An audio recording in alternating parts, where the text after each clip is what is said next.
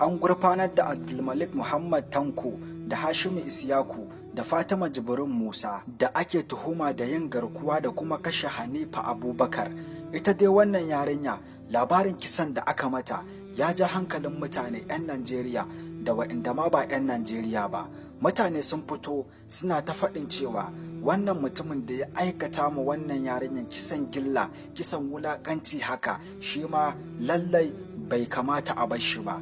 Ya kamata shi ma ɗan mummunan mataki akan shi. Matakin da ya kamata kuwa a ɗauka akan shi shine matakin shi ma a kashe shi, kamar yadda ya kashe wannan yarinya mai suna Hanifa Abubakar, ta yadda idan an kashe wannan mutumin an zartar mai da hukunci daidai da abin da ya aikata, zai zama izina ga masu yi, sannan kuma zai zama izina ga masu ƙoƙarin yi. Saboda mutane suna ta ƙorafin cewa an sha yin irin wannan abin, ana kama mutane sannan kuma ana sake su, suna cutar da al'umma, su kashe mutane, su kashe yara, su karɓi kuɗin fansa, daga ƙarshe kuma idan aka kama su bai wuce su yi shekara 5 ba zuwa shekara 2 a gidan yari sai a sake su. To hakan kwata-kwata bai kamata ba. Ya kamata a yanzu a fara ɗaukan mataki a hannu, a fara kashe su ta yadda zai zama izina ga 'yan baya. Sannan kuma jama'ar gari suna faɗin cewa idan har ba a ɗau mataki akan wannan mutum ba mai suna Abdulmalik Muhammad Tanko,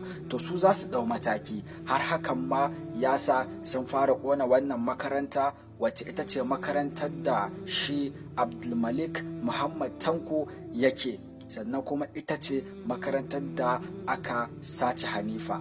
Ku duba dai ga makarantar kuna gani, sun cinna mata wuta, sun ƙona ta. DSP Abdullahi Kiyawa ya yi bayanin cewa lallai sai an ɗau mataki akan wannan mutumin, za a yanke masa hukunci daidai da abin da ya aikata, ba za a bar shi ba kuma ba zai tsira ba.